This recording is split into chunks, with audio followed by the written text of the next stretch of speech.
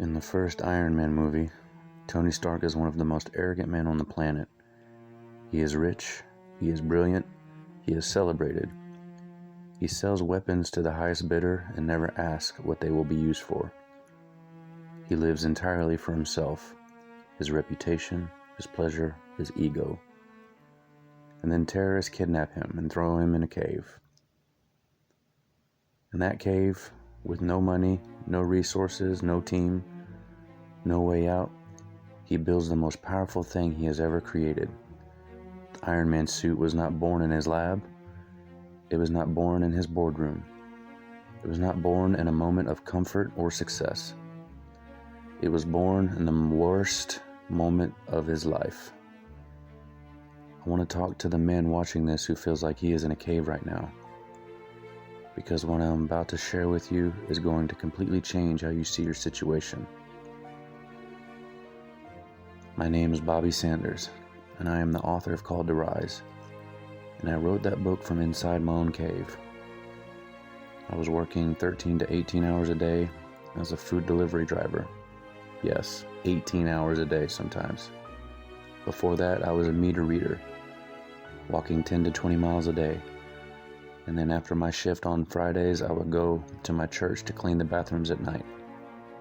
Not because anyone asked me to, because I felt like it was what God wanted me to do in that season. I'm going to be honest with you. There were moments in that season where I questioned everything. I questioned my purpose. I questioned whether God had forgotten about me. I questioned whether the dreams He had put in my heart were real or whether I had just made them up. Maybe you know that feeling. Maybe you're in a job right now that feels beneath you. Maybe you're in a season of waiting that has gone on longer than you expected. Maybe the dream God gave you feels further away today than it did 5 years ago. If that is you, stay with me, because I want to show you something about Tony Stark that changed everything for me. Before the cave, Tony Stark had a gift. He was one of the most brilliant minds in the world. He could build things nobody else could build. He had a God-given genius. But here is the problem.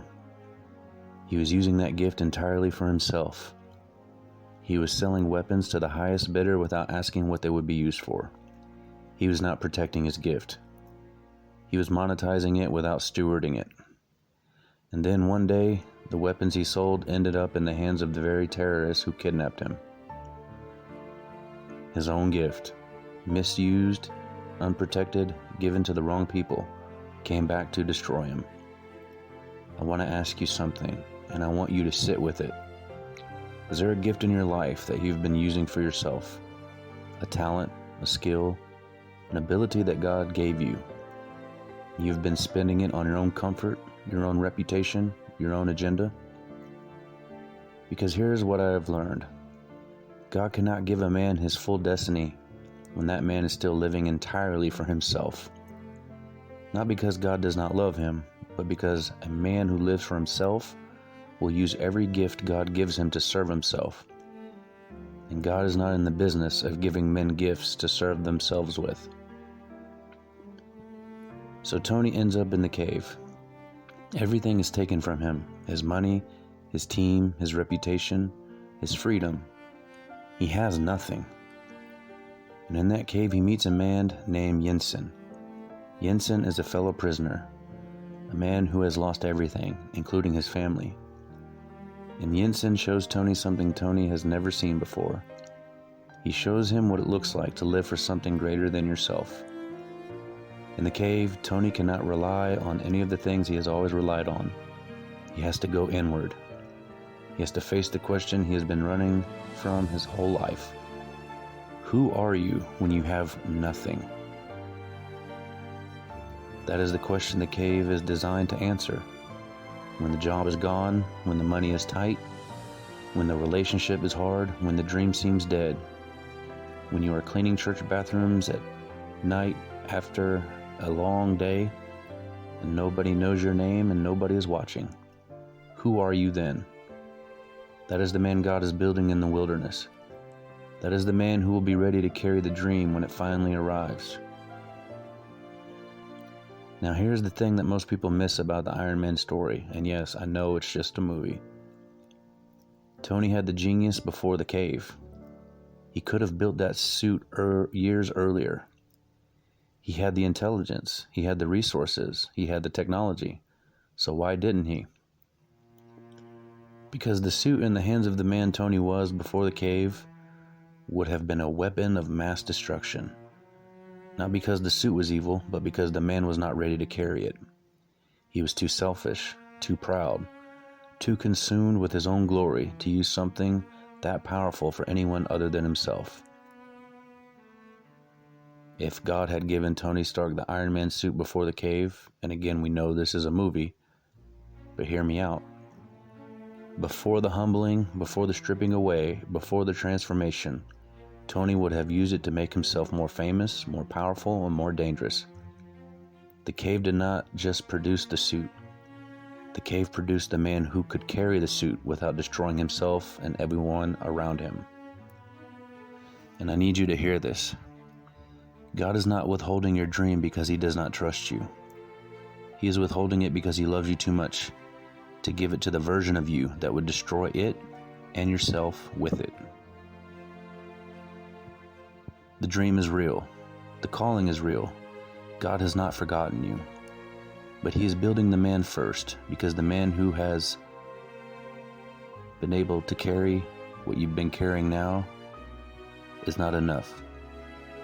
Because the man who has to carry it, what is coming, requires sacrifice.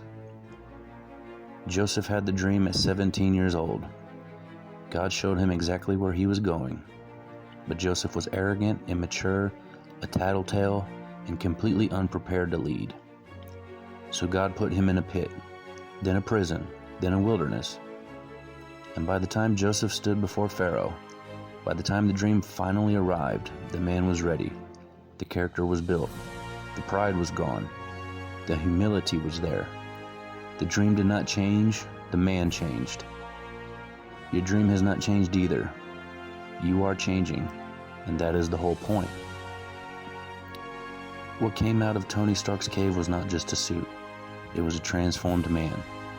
A man who looked at what his selfishness had produced. Weapons in the hands of terrorists, innocent people dead. And decided that he was the cause. He took responsibility. He stopped blaming the world and started asking what he could do differently. And then he made a decision that changed everything. He decided to stop living for himself. He walked out of that cave as a different man. Not a perfect man, not a finished man, but a man who understood that his gift was not his to spend on himself. That is what the wilderness does. It does not just prepare you for the dream, it transforms you into the man who can carry it. I want to speak directly to you now. If you are in a season of waiting, if you have been wondering and asking God when it is going to be your time, I want you to hear this. You are not stuck. You are not forgotten. You are not being punished. You are in the cave, and the cave is not the end of your story. The cave is where your story actually begins. I wrote a book called Called to Rise. I wrote it for the man in the cave, the man in the wilderness, the man who knows God has something for him but cannot figure out why it has not arrived yet. I wrote it from inside my own cave, from the warehouse, from the delivery job, from the church bathroom floor, from an Abba House program with other drug addicts trying to overcome drugs and homelessness. I wrote it because I needed it, and it did not exist. It is not a long book. It is not complicated. It is just one man telling another man the truth about what the wilderness is actually for. The link is in the description. It's $25. If you are in a hard season and money is tight, I understand. But if you can get it, get it. It might be the thing that helps you hold on and pushes you forward. And if this video has helped you, if something in here hit you, share it with one man who needs it. You might be the reason he does not give up. God bless you.